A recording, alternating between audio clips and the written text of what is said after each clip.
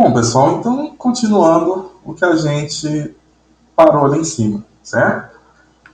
Bom, de acordo com o que eu mandei para vocês no PDF e com a videoaula, esse aqui é o ciclo trigonométrico em si, certo?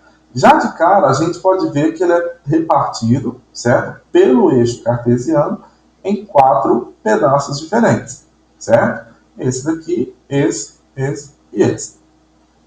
Bom, esses quadrantes, pessoal, eles têm nomes, né? Que é primeiro, segundo, terceiro e quarto quadrante, tá? Como que a gente vai definir qual que é o primeiro, segundo, terceiro ou quarto quadrante, tá? Bom, o ciclo trigonométrico, pessoal, ele sempre tem um lugar de onde começar, certo? Ele sempre começa nesse local aqui, ó, tá? Que é o início da nossa circunferência, tá? Que coincide também com o final dessa circunferência, tá? Bom, para a gente conseguir descrever um ângulo, na verdade a gente faz a abertura dele no sentido anti-horário, certo? Então, por exemplo, ó, se eu tenho um ângulo aqui, tá? E eu quero abrir ele um pouco mais, então eu tenho que puxar ele um pouco mais para cima, certo? Assim eu crio um ângulo maior. Então, para conseguir criar um ângulo no ciclo trigonométrico, eu parto do início, certo? E abro o ângulo no sentido anti-horário, certo? Bom, para definir qual que é o primeiro, segundo, terceiro e quarto quadrante, é simplesmente eu seguir a ordem de abertura do ângulo, certo? Se eu começo a abrir o ângulo, então, na verdade, eu vou ocupar esse espaço aqui primeiro, certo? Então, esse daqui é o que a gente chama de primeiro quadrante. Bom, esse outro daqui de trás, ele vai ser o segundo quadrante, certo? Eu vou continuar rotacionando para cá. Esse daqui vai ser o terceiro quadrante e esse daqui é o que a gente chama de quarto quadrante, tá? Então é simplesmente seguir a ordem de abertura do ângulo. Esse aqui é o primeiro, esse o segundo, terceiro, quarto quadrante. Simplesmente isso, tá? Isso aqui é só para a gente localizar o que acontece em cada uma dessas áreas com a função seno e cosseno, certo? Bom, vamos começar então a falar do seno e do cosseno, tá? Como eu tinha mostrado para vocês anteriormente um pouco mais acima, certo?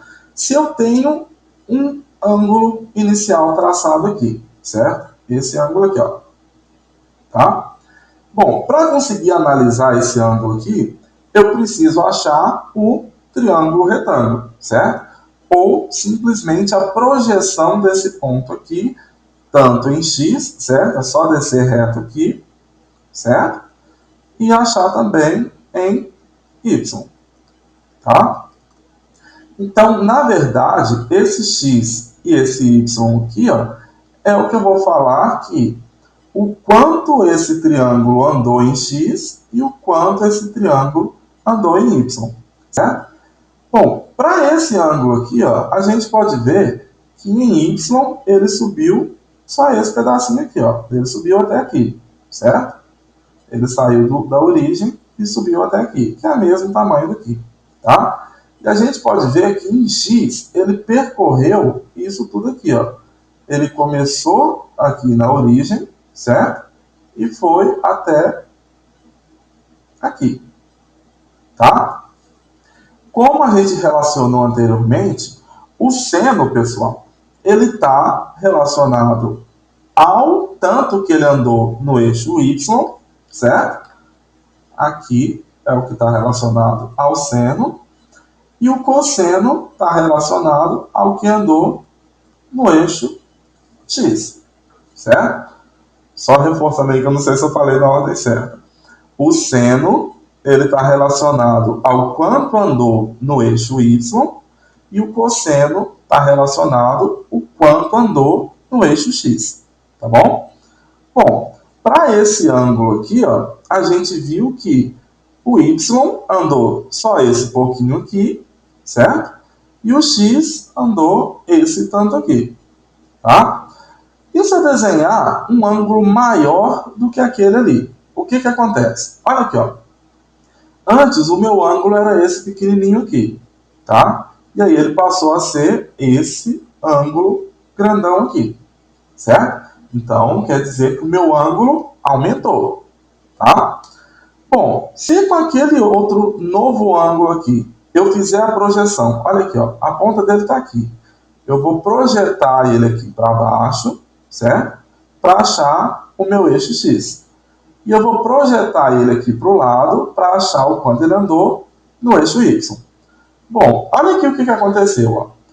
No primeiro quadrante, que é nesse primeiro quadrado aqui, a gente viu que o ângulo aumentou. Se no primeiro quadrante o ângulo aumentou, o que aconteceu com o Y? Olha só, no ângulo pequenininho, o Y era pequeno, certo? No ângulo maior, o que aconteceu com o Y? Ele também cresceu, certo? Bom, então quer dizer que no primeiro quadrante, quando o ângulo aumenta, o seno, certo? Que é o quanto andou no eixo Y, ele também aumenta. Só que no caso contrário, olha o que acontece com o cosseno. Antes, o cosseno tinha esse tamanho aqui, ó, daqui até aqui, tá vendo? Esse aqui é o ângulo antigo. Ele vinha até aqui na frente. Só que com o ângulo maior, novo, o que aconteceu aqui? Ó? Tá vendo que ele recuou até aqui? Então, na verdade, quando o meu seno aumenta, o meu cosseno tem que diminuir, certo?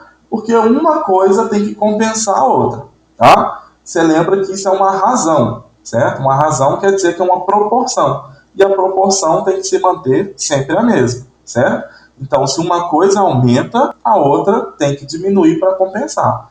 Nesse caso aqui, ó, o que aconteceu? O meu seno aumentou, ele estava aqui, veio parar aqui. Então, o seno aumentou. E o cosseno estava aqui e veio parar aqui. Então, o cosseno diminuiu, tá? Isso é o que acontece no primeiro quadrante. Se eu passo